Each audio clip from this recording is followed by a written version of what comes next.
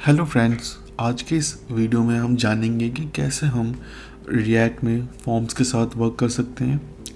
इस वीडियो को मैंने 3 पार्ट्स में डिवाइड किया है। सबसे पहले हम एक सिंगल इनपुट के साथ वर्क करना सीखेंगे। दूसरे पार्ट में हम देखेंगे कि अगर हमारे पास एक से ज़्यादा इनपुट कंट्रोल्स हों तब हम कैसे वर्क करें। और थर्ड पार्ट में हम ये देखेंगे कि अगर हमारे पास डिफरेंट टाइप के कंट्रोल्स हों तब हम कैसे वर्क करेंगे। जो थर्ड पार्ट है वो काफ़ी इम्पॉर्टेंट पार्ट होने वाला है, क्योंकि उसमें हम देखेंगे कि कैसे हम एक कॉमन कोड लिख सकते हैं जिसे हम अक्रॉस द प्रोजेक्ट्स यूज़ कर सकते हैं। So without wasting time, let's get started. सबसे पहले हम एक इनपुट कंट्रोल बना लेते हैं जिस पे हम स्टेट मैनेजमेंट के थ्रू वैल्यूज़ को मैनिपुलेट करेंगे। तो मैं यहाँ पर एक फाइल बना लेता हूँ, input.js, और यहाँ पे हम रिएक्ट इंपोर्ट कर लेते हैं। ठीक है, एक कॉन्स्ट कंपोनेंट बना लेते हैं इनपुट और इसे एक्सपोर्ट कर देते हैं। नेम्ड एक्सपोर्ट यूज़ कर लेते हैं और यहाँ पे हम इसका HTML रिटर्न कर देते हैं। अभी हम एक छोटा सा ही इनपुट कंट्रोल बनाएंगे। Input type is equal to text and that's it. हमारा कंपोनेंट रेडी है। तो चलिए इसे हम UI पे ऐड करके देखते हैं कि ये कैसा लगता है। app.js में आते हैं एंड इंपोर्ट इनपुट, और इस इनपुट को हम यहाँ पर ऐड कर देते हैं। और चलिए इसे UI पर हम देखते हैं। तो UI पर हमारा इनपुट कंट्रोल कुछ ऐसा लग रहा है। अभी ये उतना अच्छा नहीं लग रहा देखने से, क्योंकि हमने कोई CSS वगैरह ऐड नहीं की है। तो चलिए थोड़ा सा हम इसमें कुछ इन्हेंसमेंट ऐड कर देते हैं। मैं एक प्लेस होल्डर ऐड कर देता हूँ, enter your name, so that हमको पता चल जाए कि ये इनपुट कंट्रोल एग्जैक्टली है क्या हो गया। तो यहाँ पे मैं अपना नाम लिख सकता हूँ, राहुल। अब मैं चाहता हूँ कि जो कुछ भी टेक्स्ट मैं यहाँ पर लिख रहा हूँ वो जस्ट इस इनपुट कंट्रोल के बिलो विजिबल हो जाए। तो ये करने के लिए हमें रिएक्ट में स्टेट मैनेजमेंट यूज़ करना पड़ेगा। यहाँ पे हम कंट्रोल फॉर्म की बात करेंगे, एक कंट्रोल कंपोनेंट की। अगर आपको नहीं पता कंट्रोल्ड और अनकंट्रोल्ड कंपोनेंट्स क्या होते हैं तो इसके लिए मैंने एक अलग से वीडियो बनाया है, आप वो देख सकते हैं। तो चलिए हम एक वेरिएबल बना लेते हैं, स्टेट वेरिएबल, जिसमें हम इस इनपुट कंट्रोल की वैल्यू रखेंगे। और यहाँ पे react dot use state call कर लेते हैं, डिफ़ॉल्ट वैल्यू ब्लैंक, और इसे हम वैल्यू एट्रीब्यूट के करेस्पॉन्डिंग ऐड कर देते हैं। और अब देखते हैं क्या होता है। तो दोस्तों, जैसे ही मैंने इस वैल्यू एट्रीब्यूट में ये टेक्स्ट स्टेट वेरिएबल डाला, मैं यहाँ पे टाइप नहीं कर पा रहा हूँ। इस वजह से टाइप नहीं कर पा रहा हूँ क्योंकि जो वैल्यू है वो ये टेक्स्ट है और ये एम्प्टी स्ट्रिंग है और ये बार बार अपडेट नहीं हो रही है। हमें इसे अपडेट करना पड़ेगा। तो उसके लिए हमें एक हैंडलर इम्प्लीमेंट करना पड़ेगा, एक इवेंट लिसनर ऐड करना पड़ेगा। और इवेंट लिसनर रिएक्ट में ऐड करना बहुत ही ईजी है। सिंपली आप ऑन कीवर्ड लिखिए और आपके पास सजेशन आ जाएंगे जो जो इवेंट्स अवेलेबल हैं। तो जो इवेंट में हम इंटरेस्टेड हैं या जो इवेंट यहाँ पे चाहिए वो है ऑन इनपुट। ऑन इनपुट तब कॉल होगा जब भी मैं कोई की प्रेस करूँगा। यहाँ पे मैं अपना एक खुद का हैंडलर बना लेता हूँ, हैंडल इनपुट, और चलिए इसे इम्प्लीमेंट करते हैं। ठीक है, अब ये जो हैंडल इनपुट है ये तब कॉल होगा जब मैं यहाँ पे कुछ लिखूँगा, और यहाँ पे एज एन आर्ग्यूमेंट मुझे इवेंट ऑब्जेक्ट मिलेगा। अब इस इवेंट ऑब्जेक्ट में से मुझे वैल्यू निकालनी पड़ेगी। तो वो वैल्यू निकालने के लिए हम डीस्ट्रक्चरिंग यूज़ करेंगे, target equal to event and const value equal to target and set text value, और यहाँ पे मैं डिफ़ॉल्ट वैल्यू पास कर दूंगा। तो दोस्तों, कभी भी आप ऑब्जेक्ट के साथ अगर काम कर रहे हो तो आपको हमेशा डिफ़ॉल्ट वैल्यूज़ का ध्यान रखना है कभी भी आपको डायरेक्टली उस ऑब्जेक्ट को एक्सेस नहीं करना। मैं यहाँ पर directly event dot target dot value भी कर सकता था, बट अगर मैं वो करता तो मैं भी बाई चांस कभी इवेंट ना ला जाता तो मेरी एप्लीकेशन क्रैश हो सकती है। तो जैसे ही मैं ये कोड लिख के सेव करूँगा, अब मैं यहाँ पर टाइप कर सकता हूँ। अगर आप देख रहे होंगे तो दैट मीन्स हमारा ये कोड वर्क कर रहा है। एक और तरीके से हम ये कोड टेस्ट कर सकते हैं। यहाँ पे मैं डिव क्रिएट कर देता हूँ और यहाँ पे मेरा इनपुट कंट्रोल तो है ही। यहाँ पर मैं इस टेक्स्ट को भी रेंडर कर देता हूँ। तो अब मैं जो भी यहाँ पे लिखा जाएगा वो देख रहा हूँ, वो आप देख रहे होंगे कि यहाँ पर आ चुका है। तो इसे मैं हटा देता हूँ and so this is working. तो अगर हम फॉर्म के साथ वर्क कर रहे हैं तो अगली चीज़ जो करनी होती है वो है एरर। अब मैं चाहता हूँ कि ये जो नाम मैं यहाँ पे लिख रहा हूँ वो 10 कैरेक्टर से बड़ा होना चाहिए। अगर 10 से छोटा है तो मैं कोई एरर शो कराना चाहता हूँ यूज़र को। ये करने के लिए मुझे एक दूसरा स्टेट वेरिएबल बनाना पड़ेगा, एरर, और यहाँ पे मैं कर देता हूँ set error equal to react dot use state. Initial में ये ब्लैंक रहेगा और इस एरर को हम यहाँ पर शो कर देते हैं। इस टेक्स्ट की अब ज़रूरत नहीं है। तो मैं यहाँ पे चेक करता हूँ क्या एरर है। एंड स्पैन के अंदर हम एरर को रेंडर कर देते हैं और इस एरर को मैं बूल में कन्वर्ट कर लेता हूँ यूजिंग डबल निगेशन। अब मैं चाहता हूँ कि जब भी यूज़र चेंज करे तो मुझे एरर विजिबल हो जाए। मैं यहाँ पर चेक कर लूँगा if value dot length is less than 10 then error set error invalid name. अब देखते हैं चला के। ओके सेमीकोलन नो, नीचे टाइपो मिस्टेक है तो इसे करेक्ट कर लेते हैं एंड अब चलाते हैं। ठीक है, तो अब मैं जैसे ही यहाँ पे कुछ एंटर करूँगा इनवैलिड नेम की एरर आ गई है। अब जैसे ही नेम 10 कैरेक्टर से ज़्यादा होगा एरर चली जाएगी। एरर नहीं गई। क्या आप बता सकते हैं कि एरर क्यों नहीं गई? क्योंकि मैंने यहाँ पर एल्स कंडीशन ऐड नहीं की है।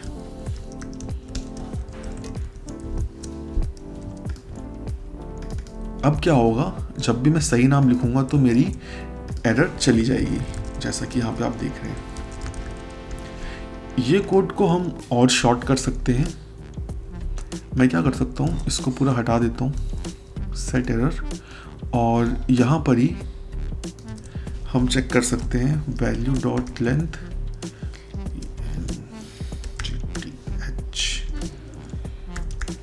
अगर ये 10 से बड़ी है। ठीक है, तो हमारा ये कोड चल रहा है।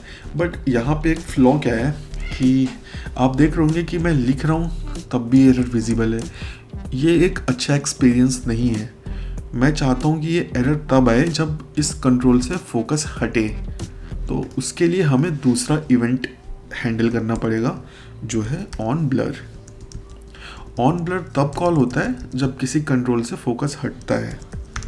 ठीक है, सेम कॉन्स्ट हैंडल ब्लर और यहाँ पे बस मुझे ये लाइन को कॉपी पेस्ट कर देना है, दैट्स इट। ओके, वैल्यू नहीं है, मुझे यहाँ पे टेक्स्ट यूज़ करना पड़ेगा और इसे रिफ्रेश करते हैं। अब आप देख रहे होंगे कि मैंने इतना कुछ लिख दिया है बट एरर नहीं आई है। अगर मैं बाहर क्लिक करूँगा तो एरर आएगी। ये देखिए, हमारा जो ये कंपोनेंट है एक सिंगल कंट्रोल के लिए रेडी है। अगर आपको जो अपडेटेड वैल्यू है वो पेरेंट कंपोनेंट में चाहिए तो आपको क्या करना पड़ेगा कि इस पेरेंट कंपोनेंट में एक स्टेट वेरिएबल बनाना पड़ेगा, लाइक कॉन्स्ट फर्स्ट नेम, और यहाँ पे आपको करना पड़ेगा सेट फर्स्ट नेम और ये एक स्टेट वेरिएबल रहेगा। ठीक है, और आपको क्या करना पड़ेगा, इस इनपुट में ना एज अ प्रॉप ये सेट फर्स्ट नेम पास करना पड़ेगा। इससे होगा क्या, इसे थोड़ा जेनरिक कर देते हैं, ऑन चेंज कर देते हैं और यहाँ पर अब मुझे प्रॉप्स मिलेगा। इस प्रॉप्स को रिस्ट्रक्चर कर लेते हैं। ऑन चेंज बाय डिफ़ॉल्ट एक फंक्शन रहेगा। अब मैं क्या करूँगा, सिंटैक्स मिस्टेक है, ओके ठीक है। अब इस ऑन चेंज को बस मैं यहाँ पे कॉल कर लूँगा वैल्यू के साथ। इससे क्या होगा, जब भी मेरी स्टेट अपडेट होगी मेरा पेरेंट स्टेट भी अपडेट हो जाएगी, ये फर्स्ट नेम। और मैं यहाँ पे एक बटन बना सकता हूँ, बटन एंड सबमिट नाम रख देते हैं। और ऑन क्लिक पे हम ये अपडेटेड वैल्यू को लॉक करके चेक कर लेते हैं, कंसोल। और यहाँ पे फर्स्ट नेम ऑब्जेक्ट बना के करते हैं प्रिंट, ठीक है। तो इंस्पेक्ट कर लेते हैं, कंसोल ओपन कर लेते हैं और इसको क्लोज। अब यहाँ पे हम लिखते हैं हेलो और मैं सबमिट पे क्लिक करता हूँ। आप देख रहे होंगे कि जो अपडेटेड वैल्यू है वो मुझे पेरेंट कंपोनेंट में मिल चुकी है। अब हम सेकंड केस देखते हैं, जब हमारे पास एक से ज़्यादा कंट्रोल्स हों। ये जो तरीका है अब तक आप समझ गए होंगे कि ये थोड़ा सा रिजिड है। अगर मेरे पास कई सारे कंट्रोल हैं तो इस कंपोनेंट के साथ काम करना थोड़ा मुश्किल हो जाएगा, क्योंकि हर कंपोनेंट में भी अलग एरर मैसेज हो, या हर कंपोनेंट के लिए फिर मुझे क्या करना पड़ेगा, यहाँ पर अलग अलग स्टेट्स बनानी पड़ेंगी। अगर मेरे पास 10 कंट्रोल्स हैं तो मुझे 10 स्टेट वेरिएबल यहाँ बनाने पड़ेंगे, जो देखने में और मैनेज करने में काफ़ी मुश्किल होगा। तो चलिए देखते हैं कि कैसे हम मल्टीपल इनपुट कंट्रोल्स के साथ वर्क कर सकते हैं।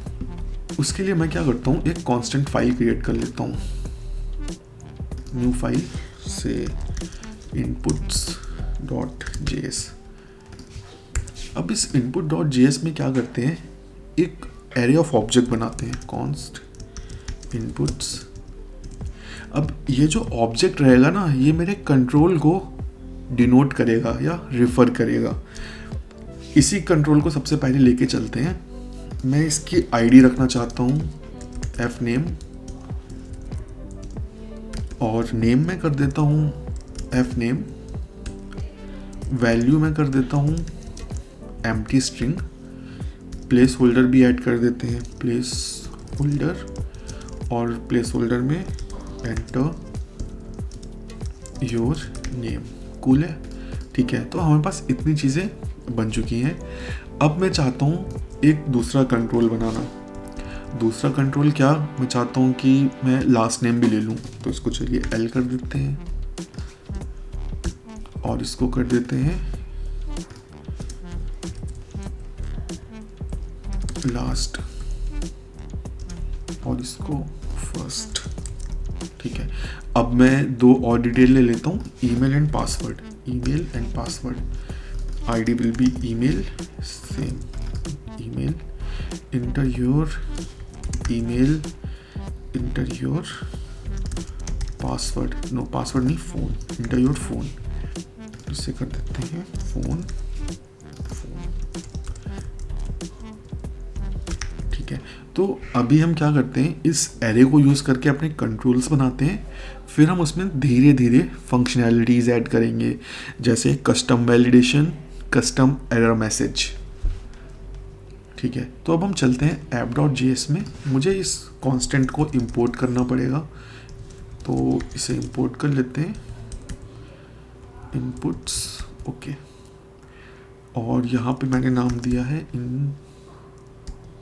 ओके, मैंने एक्सपोर्ट नहीं किया, तो यहाँ पे कर देते हैं एक्सपोर्ट। ये मैं नेम्ड इंपोर्ट यूज़ कर रहा हूँ यहाँ पे। अब यहाँ पे सजेशन आ जाएगा, ठीक है, इनपुट्स।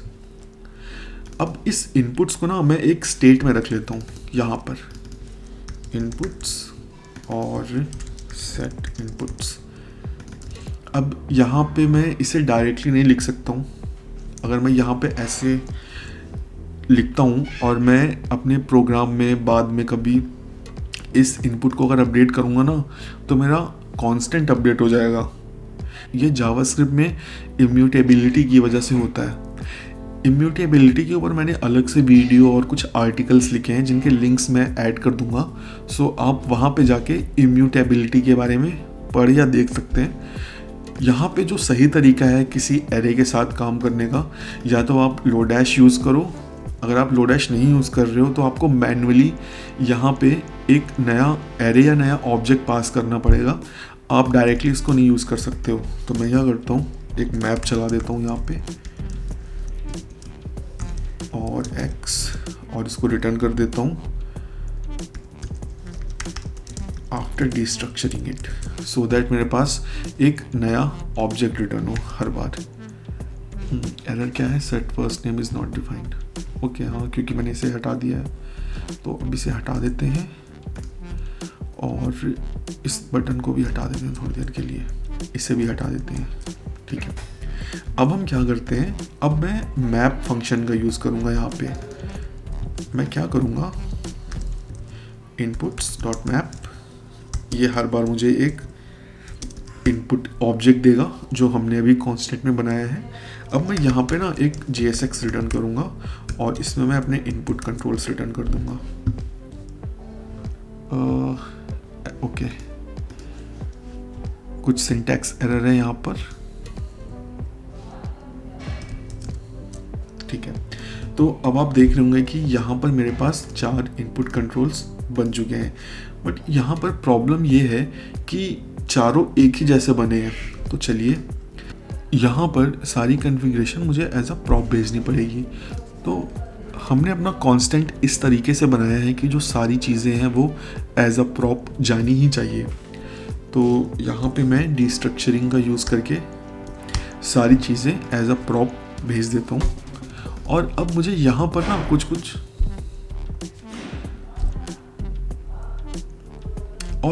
मुझे यहाँ पर कुछ चीज़ें ऐडअप करनी पड़ेंगी।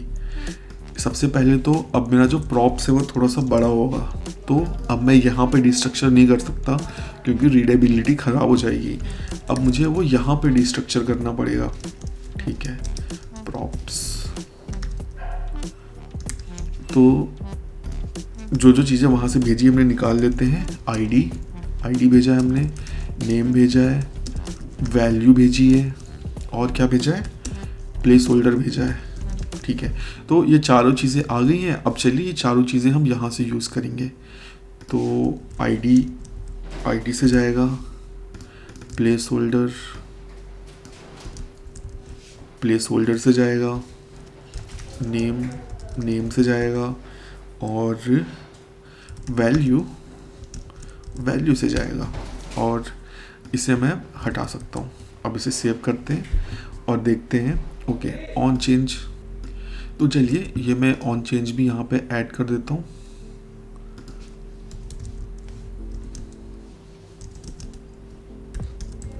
ठीक है, ओके, तो ये एरर देख के आप समझ गए होंगे कि मैंने क्या मिस्टेक की है। मुझे यहाँ पे एक की प्रॉप ऐड करना पड़ेगा, और की प्रॉप में मैं डाल देता हूँ i.id। ठीक है, इस एरर की अब ज़रूरत नहीं है। Inter your name. ठीक है, तो यहाँ पे एरर मैसेज अभी भी सेम है। तो चलिए अब ये एरर मैसेज भी हम कॉन्फ़िगर कर लेते हैं। यहाँ पे मैं एरर ऐड कर देता हूँ, एरर इनवैलिड नेम। ठीक है, एरर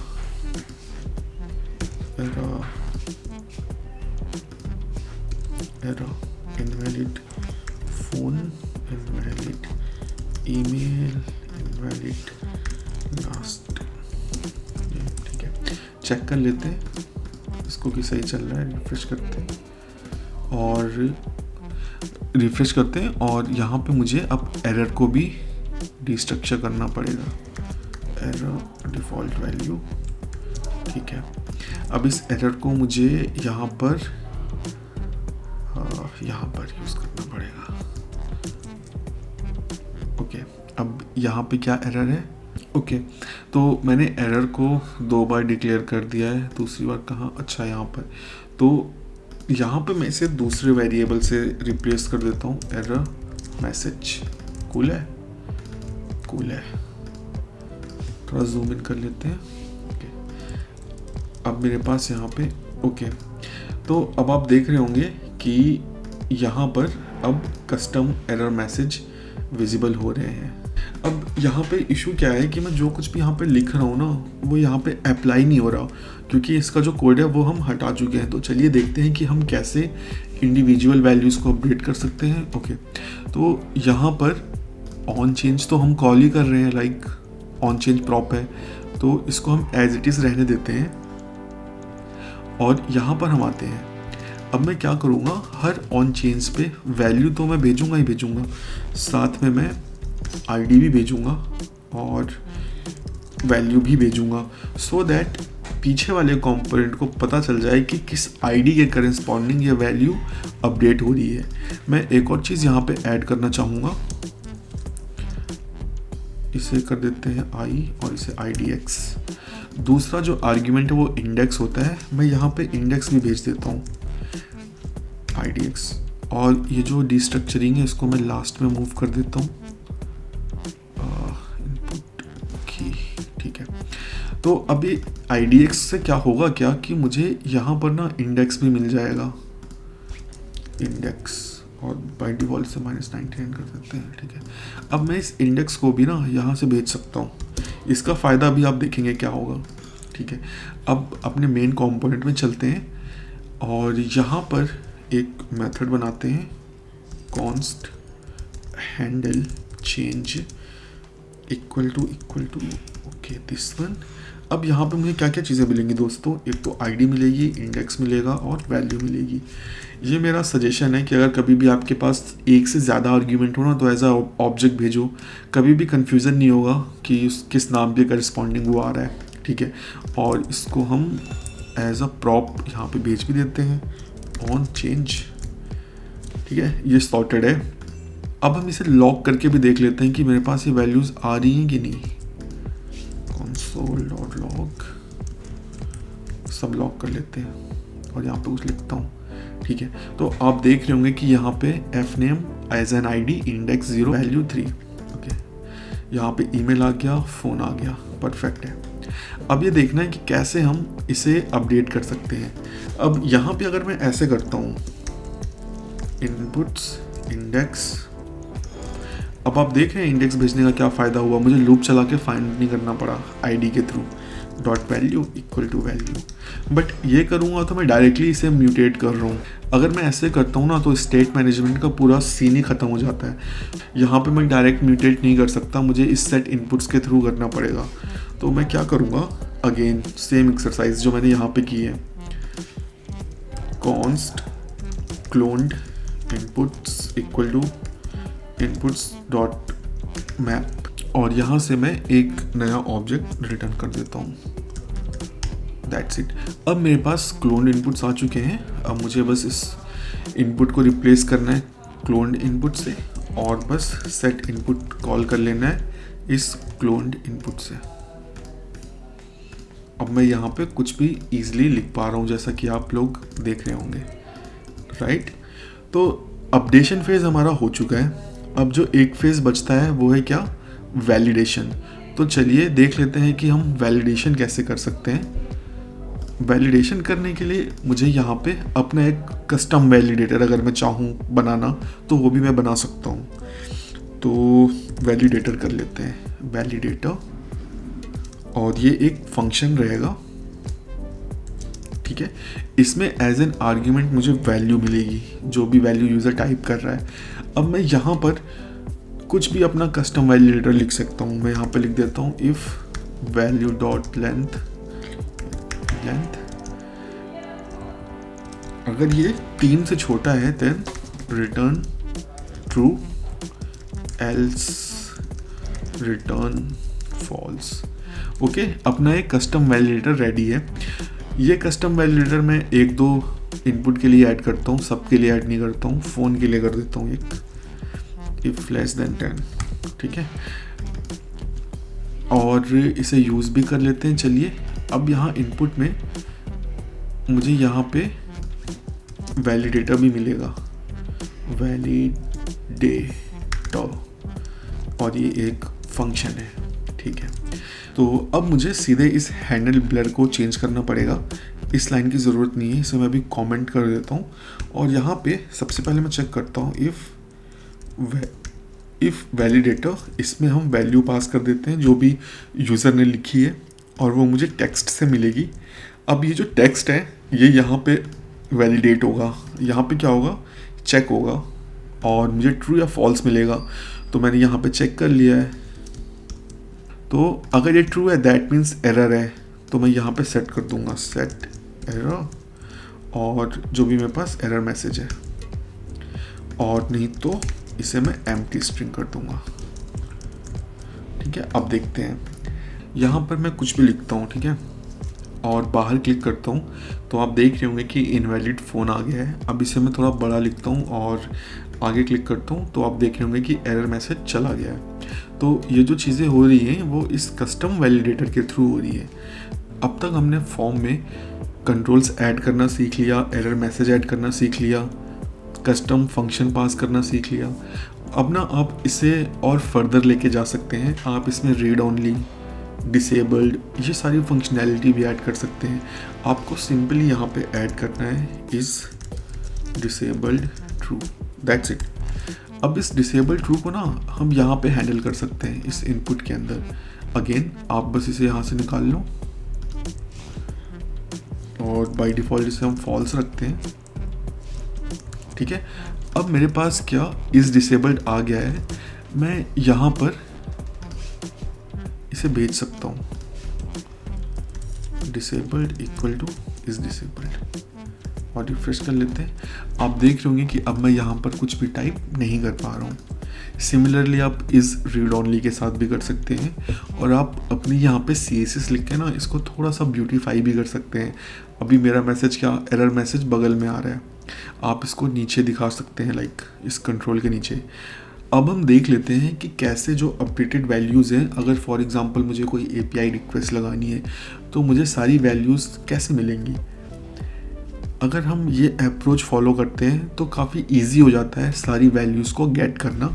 अपने को क्या, बस एक बटन बनानी है, बटन सबमिट, जिसके क्लिक पे हम कोई API कॉल लगाएंगे, और यहाँ पे हम कर लेते हैं ऑन क्लिक, और यहाँ पे हैंडल इनपुट, और यहाँ पे हैंडल सबमिट, और इसे इम्प्लीमेंट भी कर लेते हैं, ठीक है। अब एक मैं ऑब्जेक्ट बना लेता हूँ, पैरम्स एम्प्टी ऑब्जेक्ट, इसी में मैं सारी वैल्यूज सेट करूँगा जो मुझे सर्वर को भेजनी है। और मैं क्या करूँगा, इनपुट्स डॉट फॉर ईच, आप यहाँ पे रेड्यूस भी यूज़ कर सकते हैं, बट अभी फॉर सिंप्लिसिटी मैं फॉर ईच यूज़ कर दे रहा हूँ। और क्या करूँगा, डायरेक्ट पैरम्स। अब देखिए यही ब्यूटी है अगर हम एक अच्छे अप्रोच के साथ चलते हैं। अब मुझे बार बार यहाँ पे वैल्यू असाइन नहीं करनी है, जो सारा काम है ना वो इस डेटा के साथ हो जाएगा। आप क्या कर सकते हैं, ये नेम में ना आप वही नेम रखो जो आपको सर्वर को भेजना है। फॉर एग्जांपल यही सारे नेम मुझे सर्वर को भेजने हैं, तो मैं यहाँ पे क्या कर सकता हूँ, x.name equal to x.value, that's it and done. Const console कर लेते हैं,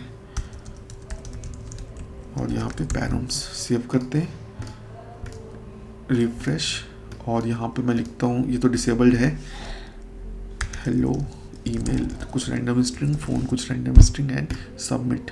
एंड यहाँ पे हमारा फॉर्म डेटा या सारे पैरम्स अवेलेबल हैं जो मुझे सर्वर पे भेजने हैं।